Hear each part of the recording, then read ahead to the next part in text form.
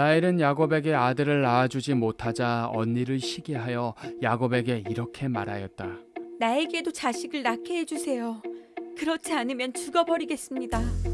이때 야곱이 라헬에게 화를 내며 내가 하나님이요 당신이 아이를 낳을 수 없게 하시는 분은 그분이 아니요 하자 라헬이 그에게 내 여종 비라의 잠자리에 들어 나를 위해 아이를 낳을 수 있게 해주세요. 그러면 그녀를 통해서 나도 자식을 가질 수 있습니다. 하고 그녀의 시녀 비라를 남편에게 첩으로 주었다. 야곱이 비라와 잠자리를 같이 하자 그녀는 임신하여 아들을 낳았다.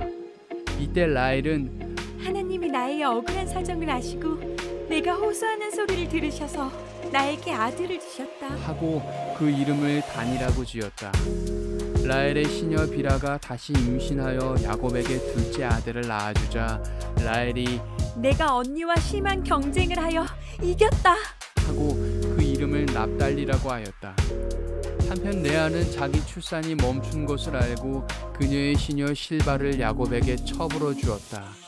실바가 야곱에게 아들을 낳아주자 레아는 운이 좋다 하고 그 이름을 갓이라고 하였다. 레아의 시녀 실바가 야곱에게 둘째 아들을 낳아주자 레아는 정말 기쁘구나. 여자들이 나를 행복한 여자라고 부를 것이다. 하고 그 이름을 아셀이라고 지었다.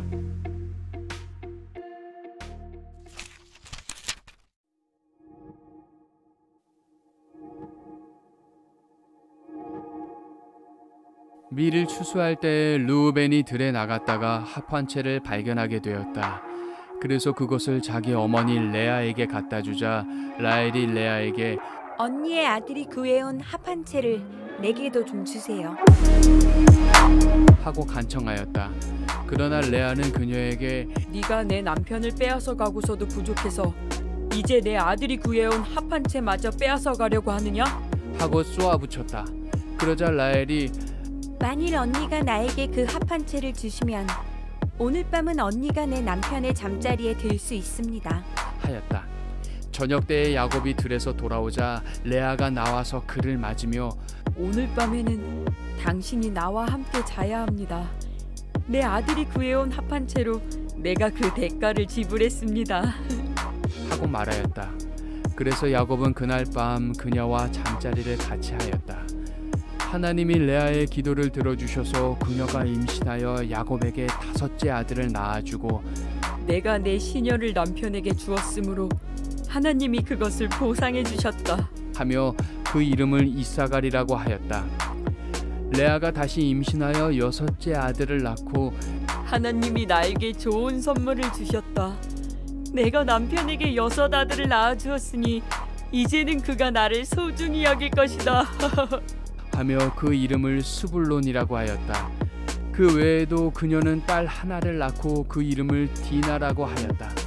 그때 하나님은 라헬을 기억하시고 그녀의 기도를 들으셔서 아이를 가질 수 있게 하셨다. 그래서 라헬은 임신하여 아들을 낳고 하나님이 나의 수치를 씻어주셨다. 나에게 하나님이 또 다른 아들을 주셨으면 좋겠구나. 하고 그 이름을 요셉이라고 하였다.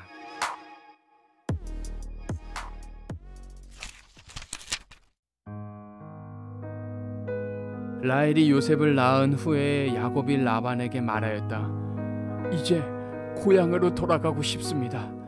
내가 외삼촌을 위해 일한 대가로 얻은 내 처자들과 함께 떠나게 해 주십시오.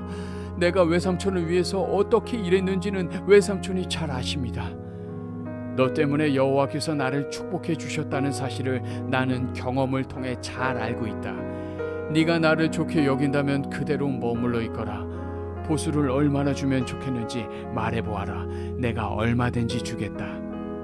내가 외삼촌을 어떻게 섬겼으며 외삼촌의 짐승을 어떻게 보살폈는지 외삼촌이 잘 아십니다. 내가 오기 전에는 외삼촌의 재산이 얼마 되지 않았는데 이제는 재산이 무척 많아졌습니다. 여호와께서 내 발길이 닿는 곳마다 외삼촌을 축복하셨습니다. 그러나 난 언제나 내 가족을 위해서 일해야 합니까? 내가 너에게 무엇을 주면 되겠느냐? 당장 무엇을 주실 필요는 없습니다. 하지만 외삼촌께서 내가 제시하는 조건을 승낙하신다면 계속 외삼촌의 양떼를 먹이고 지키겠습니다. 오늘 내가 외삼촌의 짐승 가운데서 검은 양과 얼룩덜룩하고 점이 있는 양과 염소를 가려낼 테니 앞으로 그런 것이 나오면 내 삭시 되게 해주십시오. 내가 정직한지 아닌지에 대해서는 쉽게 알아보는 방법이 있습니다. 외삼촌께서 오셔서 내 품삯을 조사하실 때 만일 얼룩덜룩하지 않고 점이 없는 양과 염소가 있거나 검지 않은 양이 있으면 그것은 훔친 것으로 생각하셔도 좋습니다. 그래서 라반은 좋다. 내가 네 제안대로 하겠다 하고 바로 그날 얼룩덜룩한 무늬가 있거나 흰 반점이 있는 염소와 검은 양들을 가려내어 자기 아들들에게 맡기고 자기 짐승과 야곱의 짐승 사이에 사흘길의 간격을 두었다. 그러고서 야곱은 라반의 남은 양떼를 먹였다. 그러나 야곱은 버드나무와 살구나무와 플라타너스 가지를 꺾어서 흰 줄무늬가 생기도록 여기저기 껍질을 벗겨 그 가지들을 양들의 물 구유에 갖다 두어 양들이 물을 먹을 때 정면으로 그 가지들을 볼 수 있게 하였다. 양떼가 물을 먹으러 와서 그 가지 앞에서 새끼를 뱀으로 줄무늬가 있거나 얼룩덜룩하고 점이 있는 새끼를 낳았다. 야곱은 자기 양과 라반의 양을 구분하여 서로 섞이지 않게 하였다. 그는 건강한 것이 새끼를 뵐 때에는 그 가지를 양들이 물을 먹는 물구유에 세워 그 가지 곁에서 새끼를 베게 하고 허약한 것이 새끼를 뵐 때에는 그 가지를 물구유에 갖다 두지 않았다. 그러므로 허약한 것은 라반의 것이 되고 건강한 것은 야곱의 것이 되었다. 이렇게 해서 야곱은 순식간에 부자가 되어 많은 남녀 종들을 거느리고 수많은 양과 낙타와 나귀를 소유하게 되었다.